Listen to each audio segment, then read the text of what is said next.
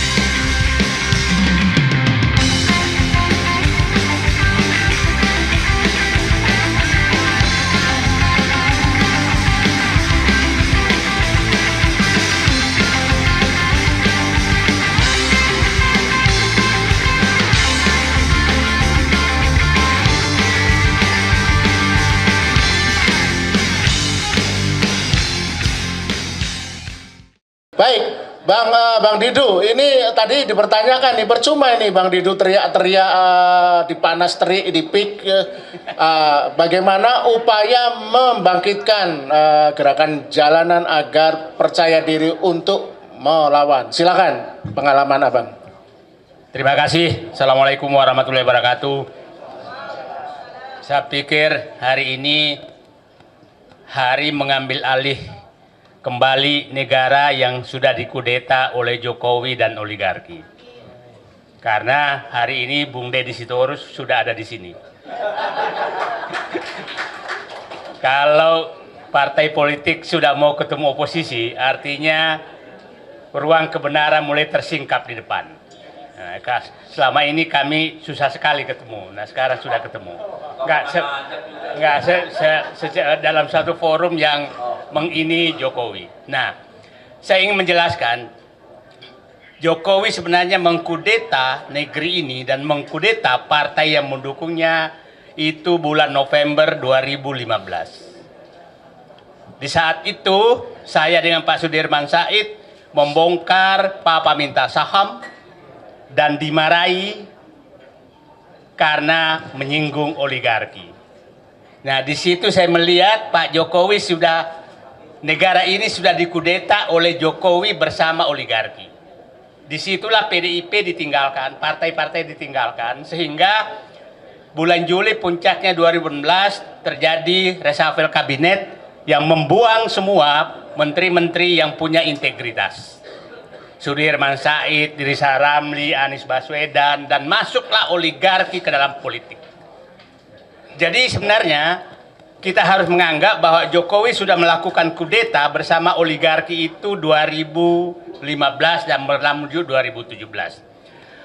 Setelah itu Jokowi mengabaikan semua, termasuk ketua partai yang membesarkan Jokowi sekeluarga. Sekeluarga maksudnya semua dibesarkan oleh dia.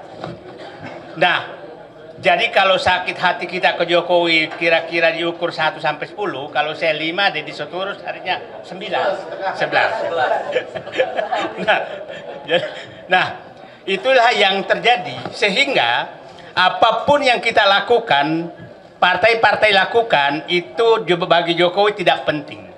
Bagi Jokowi tidak penting. Konsultan politik mereka memberitahu bahwa Pak Jokowi yang penting Bapak punya uang maka semua dibereskan. Itu asumsi politik dia.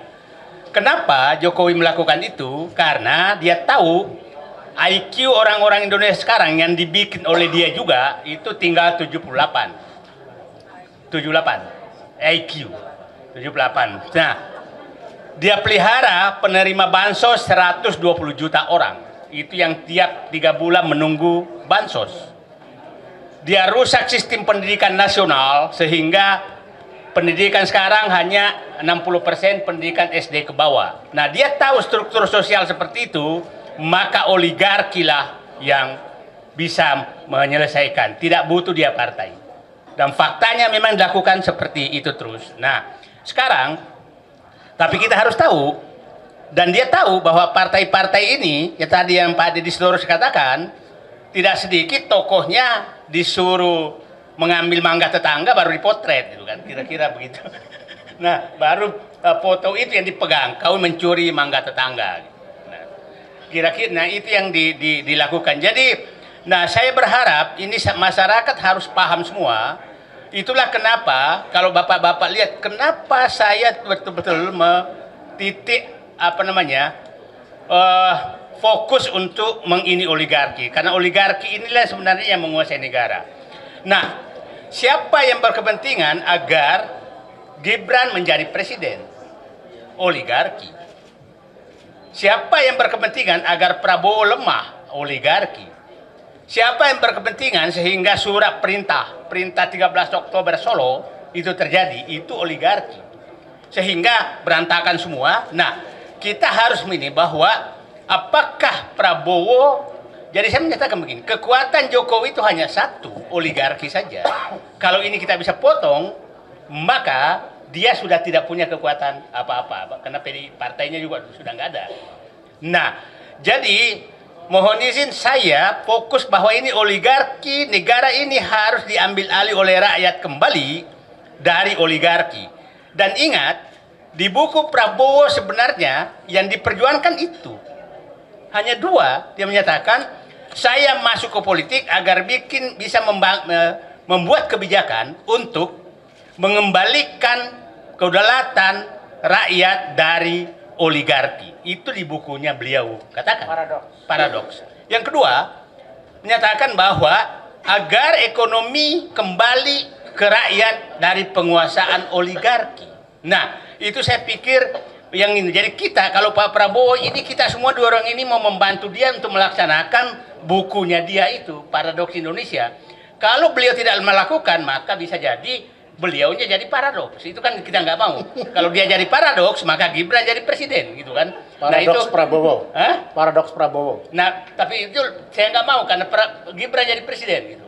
Nah, Gibran presiden bertepuk tangan oligarki Pantai Utara Jakarta. Nah, terakhir saya ingin mengingat pemahaman kita bagaimana sih oligarki mencengkram negara ini dengan sangat terstruktur. Pra kemerdekaan itu oligarki itu membantu tentara rakyat memberikan makan.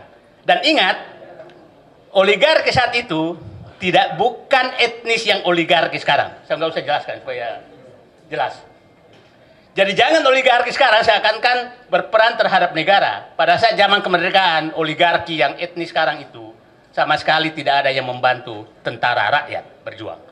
Nah, Orde Lama, Bung Karno, itu oligarki yang kaya raya yang menyumbang. Monas, Garuda, itu dari Aceh. Bukan oligarki mereka. Pada saat Pak Harto itu oligarkinya, kita sebut nama dulu Jimbaran, itu Pak Harto masih melarang mengambil tanah, masih melarang mengambil tambang, boleh berdagang, tapi di luar tidak boleh masuk ke mengambil hak-hak negara dan hak rakyat. Itu tegas, nggak bisa masuk. Nah, setelah reformasi, oligarki ini melakukan kudeta terhadap konstitusi. Dan kita harus paham, amandemen Undang-Undang Dasar 45 itu tidak lepas dari agenda mereka.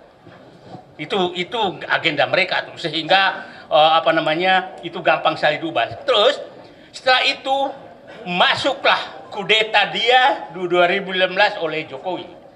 Nah, saat itu merasa bahwa ini sudah bebas sekali, maka dia ubah undang-undang apapun sesuai dengan dia, termasuk undang-undang Cipta Kerja. itu dia lakukan. Itu adalah apa namanya pesanan oligarki. Setelah itu berhasil, udah ada pasang undang-undangnya, maka dia ubah menjadi PSN di mana-mana atas keinginan oligarki. Nah, oligarki saat ini, kalau oligarki pada saat Pak Bung Karno, saya bilang itu di halaman rumah, lempar daging masuk, lempar ayam masuk, itu di luar rumah. Pada saat Pak Harto, itu ada di pavilion, nggak boleh masuk ruang utama. Pada saat Jokowi, itu dia ngusir penghuninya yang dia ada di dalam dapur mereka. Di dapur mereka. Nah, itulah oligarki, itulah yang Nah, sekarang dia sangat berkepentingan kepada Fufu Fafa berlanjut.